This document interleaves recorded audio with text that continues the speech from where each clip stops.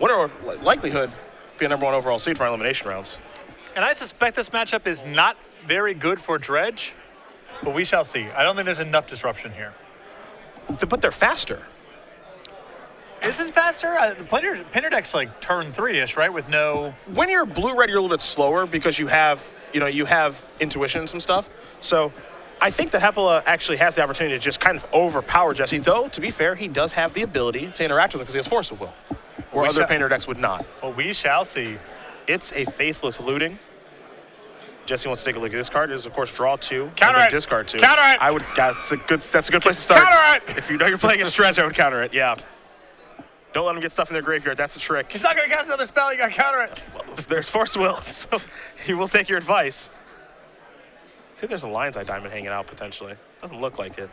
I guess if there was, he would lead with Lion's Eye Diamond, discard his hand, and then cast Faithless Looting or something of that nature. So I don't think there's an LED over there. Faithless Looting is such a huge upgrade for this deck. It's unbelievable. The synergy with Lion's Eye Diamond is awesome. You can actually see John's hand. It is not very good now. So it is appropriate to counter that as aggressively as you want it to. Putrid Imp the draw. Ooh, another enabler. Indeed. You see the Dread return in the grip as well. Gemstone Mine going to go down to 1. There is the Imp. You see, the Faithless Looting is kind of behind his land. Probably looks a little bit odd if you've never seen Dredge in action, but the graveyard is basically an extension of your hand, so Dredge players have a really wonky way of playing their deck. Because so much of the graveyard matters and it gets to be so large, it's easier to spread it out across the table rather than have a traditional graveyard. So there's the Imp. It's actually going to move up above the land. See a Bloodghast here. He'll discard that. When you play a land, Bloodghast has a trigger that you can turn it to play, so that's coming back. The land was the Cephalid Coliseum. And that'll be John's turn. Remains to be seen if John has any sort of dredger to put in the graveyard. Because otherwise, this is a slow burn, to say the least. Mox Opal and a seat of the sign knot here for Olson. There's a Painter's Servant. Moving and grooving now. Turns the Opal on. Mm-hmm. As it is a 3rd artifact, so Metalcraft has been satisfied. And blocks John's motley crew. Also true. Gonna take a look at the old Bloodghast here. Creature type check. I believe it is is it a horror or vampire? It's a vampire spirit. Vampire spirit, okay. Yes. I knew that it wasn't a zombie because that synergy would have come up while it was legal. That's correct. Lion's Eye Diamond in the draw. You were curious if there was a Dredger in hand. The answer is no. Bridge from below over there. Dread return 2. Not enough cards to discard to really get going at the Coliseum either. And it doesn't look like John drew a 3rd land to be able to flashback Faithless Looting, so he's in a bind. He does have LED and the Faithless Looting still in the graveyard. Okay. So he can try to get something going. Gonna break this. Card's gonna go to the bin. Bridge from below among them. The diamond's over there as well. Again, 3 mana. Red, of course. So now Faithless Looting will be cast. And this will be a draw 2, discard 2, because there's no cards in his hand. Narcomoeba and Faithless Looting gonna go to the bin. And the card, I believe, 1 card short of threshold for the Coliseum, but he does get a draw step next turn and can still discard the Putrid Imp. Here's some beatdowns. Doesn't look like there's going to be any blocks. As there's a Bridge from below in the graveyard. Olson's going to draw a card. Don't know if he has a Grindstone yet. Grindstone plus a Mana Source would get the job done. It looks like Olson has an Intuition in his hand. So it looks like he may be 1 turn away. As his Painter's Servant looked to have named blue here. Although if John was empty-handed with only 6 cards in the graveyard, which it appears, I think Jesse should have used that opportunity to Red Elemental Blast the Cephalid Coliseum. I could see that. Because there's not a lot else to do with the Red Elemental Blast. He has 2, so he has backup in case a spell is drawn. But the Coliseum is pretty dangerous here. If John draws a Dredger on his draw step, all of a sudden he's 7 cards in the graveyard, he gets to bring a Dredger back, and maybe he can get the ball rolling a little bit. And then anything can happen. Maybe if there was only 1 Pyroblast, maybe you want to save it for Dread Return down the line or something, but with 1 to spare, I think I would have gone after the Coliseum. Not sure what John drew this turn. He's giving it a long thought, that's for sure. And a Bridge from the Below, along with a Faithless Looting and a Dread Return in the graveyard. Although I suppose John could have simply tapped the Gemstone Mine for mana, which would have put him at threshold. That's exactly what he's doing right now, and he's going to break this here. So it's time to draw 3 and then discard 3. Undiscovered Paradise times 2 at a Cephalid Coliseum are the 3 cards that are drawn to go on with the Narcomoeba, but not a great draw for Dredge this game. John with just nothing going on. Yeah. There are some times where this deck looks explosive as all get out, and then there are draws like this. Here's an attack. A couple of creatures going to come into the red zone here. There's a fair number of dredgers in this list. Usually they're in the neighborhood of 15. Yeah, some Grave Trolls, of course. Stinkweed Imp as well. Golgari Thug. I think it wouldn't have mattered that much here because Jesse just has the kill rolled up and some Pyroblast he was sitting on the whole way. And that'd be the protection he's looking for. So Olson will search up Grindstone. That's the last piece to the puzzle. He'll get one of those. Other two will go to the bin. And it looks like our blue-red painter player, unable to draw, will be going up a game here shortly. His intuition goes to the graveyard after its resolution along with the Grindstones. We'll untap. And take a draw. Doesn't even need a land. That's what the Mox Opal's for. Requisite 4 mana. I mean, he's ready to go. There's your Grindstone. This is your activation. All the cards are the same color, and that is going to do it. Jesse Olson going to win game number 1 here over John Hepola. Blue-red painter up a game over Dredge as we go to the sideboards, where we will start with Dredge. Always fun to take a look at these sideboards. 2 Chain of Vapors, an Elish Norn, Grand Cenobite, 2 Leyline of Sanctity, 4 Thoughtseize, 4 Nature's Claim of Duress, and a Force of Will. What do you like there? The Nature's Claims. Yeah. Jesse's deck is all artifact. Yep. I don't know how much sideboarding he can afford to do. Nature's Claims plus Thoughtseize seems ambitious, for example. But I think the Nature's Claims here are excellent. Yeah, I think that's a situation there as well where you don't want to dilute your deck too much. That's the trick with sideboarding with Dredge. How much do you want to dilute your deck versus how much do you just want to keep stuff normal? Exactly. And, you know, you can kind of consider the Dread returns to be flex slots in certain matchups because your graveyard is going to be taxed. But even if you set aside those two, it's hard to find a lot of space to sideboard. So I think it's going to be on the lighter side regardless. What do we have on your side? 2 Tormod's Crypts, an Emrakul, 2 Wormcoil Engines, 2 Misdirection, 2 Blood Moon, 3 Lawan Cephalid Empress, and 3 Spellskites. I'll take 2 copies of Tormod's Crypt. Please and thank you. That is pretty easy. There's also a main deck Tormod's Crypt too. Yeah, I was about to ask.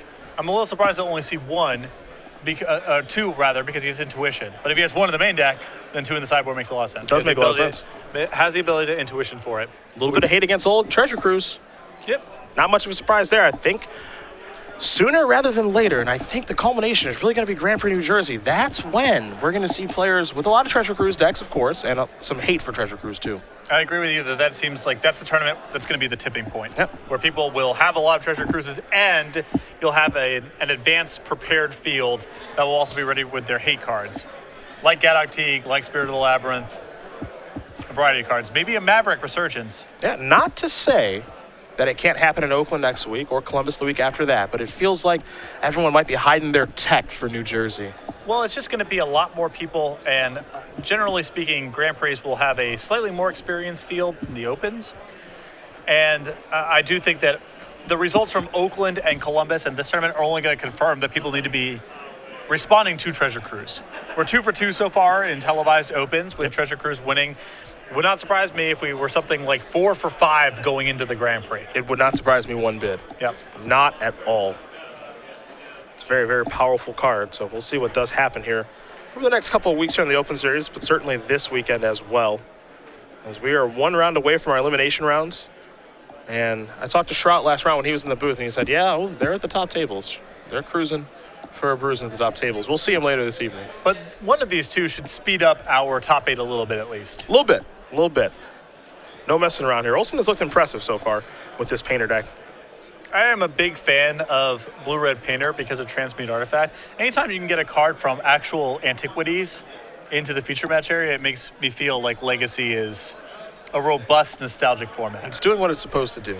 Can we get some, not enough Arabian Nights cards. I'd like to see more Old Men of the Sea. We can make that happen. It would make me really happy. What else is in Arabian Nights? Anything good? That is of significance? Yeah. I guess you could consider, I mean, some of the lands have some weird applications. You know, Diamond Valley is a sack outlet, although that's probably worse in most circumstances than just playing with Phyrexian Tower. Okay. You have some cards that are borderline relevant, but have been reprinted, like Herd Ape and Serendipity Freak. Old Man of the Sea. Oubliette is not too bad, I guess. You gotta stretch, man. Oubliette has been announced. I don't know. It's not the worst card. You know what? You got to strain. I'm going to admit it. I don't know what Oubliette does. I think it's basically Oblivion Ring a creature for black or black 1. I think you're right. We spent a summer check here. We spent a summer at my local store when I was in high school playing Arabian Nights Constructed as a joke format with people, and I remember Oubliette being a defining feature of the format. That was Arabian Nights Constructed. We had to ban City in a Bottle because that's not way too good. Not good. Well, it's not good gameplay. Yeah, it's not fun for anyone, I suppose. And we made all the other basic lands legal, so you didn't just have to play with mountains. Nice. Yeah, that's nice. Library of Alexandria was also very powerful in this format. Had to get banned. Ah, yeah. I'm glad that there's a churning metagame for Arabian Nights Constructed. Oubliette Juzam Dijin's really hard to beat in that format. I mean, that's the foundation of the best decks. Looks like a nice combo deck. There's no reason we can't get a Juzam into someone's deck at some point. We were playing once in an open where someone had a Plague Sliver just as a big black body. Yep. And I was just like, dude, you can't. I know you want to get someone who's playing Slivers or whatever, but dust off the Juzam, please. Looks like John's going to take a mulligan, as Dredge is known to do. Take a mulligan or two. Got to find an enabler plus something to do with it. You saw John was not able to find a Dredger that game and he was doomed. Yeah. I think his hand that he kept was fine because he had so many looks at it, but you still need to mulligan aggressively. Yep. I think that is appropriate. Looks like our players are finishing up our Modern Premier IQ right now as well. I don't know if you've had the chance to check in on that area. A lot of Goblin Guides. From what I saw, it's a lot of Goblin Guides. That's the way it should be. The old beatdowns. Modern is healthy as it's ever been. Well, find out in a couple weeks or a couple months rather. Sooner rather than later. Not burn decks. It can't be such a bad thing. Means the format's at least easy to adapt to. Yeah. As long as that's what people are doing. I saw someone with Core Firewalker. 2 of them in play against a burn guy. Having flashbacks. John gonna take a look at 6 cards here, see if he likes what he's looking at. Doesn't look too thrilled. Jesse waiting patiently with his hand on the table. And John's gonna send it back. And a lot of the times, mulliganing to 5, can be a little bit frustrating, but Dredge is good at this, so. It's weird. It does not play by the conventional rules of Magic whatsoever. So mulligans to 4 to 3, they could be fine as long as you find the right pieces. Now, when you mulligan down this far, it means that if Jesse has Force of Will, you're way more likely to not be able to get anything going. But because all this deck cares about is finding a way to get a Dredger into the graveyard and going, hand size doesn't even really matter. They're not playing Magic like most decks do. Yeah. There's no other way to put it. I played a match in an invitational once against Ben Schwartz, who was playing Dredge. He mulliganed to 3 and very nearly beat me. And then won the other 2 games very easily. Pretty classic Dredge. Yeah, classic Dredge. Looks like John's going to keep this one. He does have a Dredger in his hand. Firestone, Bell McCurdy. Ooh, and he's just going to pass the turn back on turn 1 over to Olson. We've been here before. There's a top. John going to draw. Just going to pass back. Looks like he might just be on the discard plan. That's tough to do on a mulligan to 5. That takes a long time. Jesse going to spin the top in his upkeep before he draws a card. Make sure that his draw step is a good one. You can also, he's got Force of Will and a blue card too. So he is ready for any explosive draws here from Dredge. Well, kind of. It looks like he kept a 1 lander and now. Ah, okay. I see what's happening here. Dredge returned the draw. John going to pass the turn back yet again. So he's on the discard plan. Jesse going to spin top on the upkeep. Modern players, I have your Draw. top 8 for you. Did he find a land? In first place. No, he does have a second Force of Will, though. Going to discard a Goblin Welder, pass the turn back. Bugger Grave Trolls the draw. That will be discarded, pass the turn back. We're going to have a real interesting game here. It's a barn burner. Yep. 7 have 19 points. Intuition the draw here for Olson. Brandon Russo Spin the top. in third place. Looks like he found at least 1 land.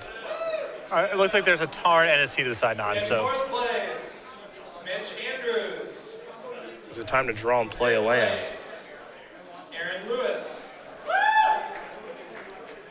Sixth place. He's Yes, discarding it the is. hand size otherwise, so if he can play a land and a spell, I think it's worth just taking the land right now. He does have a Grindstone in hand that he can play. So And his mana is likely to be tied up doing other things for a really long time, so even keeping the top into play isn't even that attractive because he wants to be using his mana doing other stuff. Ronan Pritchett. Volcanic Island searched up with the Tarn. this is a welder. You have not yet brought us your deck. Please do so. Pass the turn back. Up here to the judge station. Again, with a lot of protection with Force of Will. Kind of dredge the Troll. Nature's Claim and Discovered Paradise. Gemstone Mine. Another Coliseum. One with a Dark Blast. Modern Premier IQ players. And a bridge from below. This is such a slow way to get the dredging going. you know? Yeah. This is not ideal for what they can do and how quickly they can do it. John Strauss have not cooperated at all here. Wish to get prize. Please make a line right here, going straight backwards. Yes, he has a dredger going, but this is not I have a line right here, straight backwards, guys. this is not the pace that John wants to be dredging his deck over at. So, Narcomoeba, Stinkweed Imp, And in order to collect your cash prize, a couple of the cards here. Thoughtseize among them. There's a Cabal Therapy there too. What's ironic about this is Jesse decided, you know what, I'll draw and discard 2. He Yep. discarded a Wormcoil Engine. Premier IQ And so that looks to be his plan now, is the Weldon Wormcoil Engine. When we watched Jesse play last round, we were wondering, what the heck is Wormcoil Engine in his sideboard for? Well, I think we just found out. You can intuition for it. It's really powerful against decks like Jund. It's just, you know this. You play Tron. People yeah. who are trying to play Magic with normal creatures are easily outclassed by Wormcoil Engine. Kindly leave. You cannot beat that thing. It is time to weld. We'll float a blue. We'll weld out the seat, weld in the Wormcoil. It's time to untap. 6/6, lifelink, death touch. Mox Opal the draw in for 6. That's a confident attack. Why not? I agree. And you just keep running swapsies. And trade in and trade out. Yeah, this is a real thing. I kind of giggled, but I don't know if Wormcoil Engine is the most powerful thing you can do with Goblin Welder, but it's pretty high on the list. There's your Grindstone. Chris. There's a Mox Opal. That's on. Metalcraft has been satisfied. The judge area. And when you break out the Wormcoil Engine, that provides 2 artifacts too, so would have been too tough to turn on. Synergies within synergies within synergies. Wow. This is beautiful. Pass the turn back. Take a look at Wormcoil Engine. It's not good news. So here's a Dredge. Careful Study. Troll, Flamekin Zealot, Therapy, Undiscovered Paradise, and a Tolarian Winds. Haven't seen that one in a while. Yeah, that's mostly been replaced by Breakthrough, Yeah. That's my understanding. This one was the original Gangster in Dredge. Yeah. Way back when. This is what made the engine go.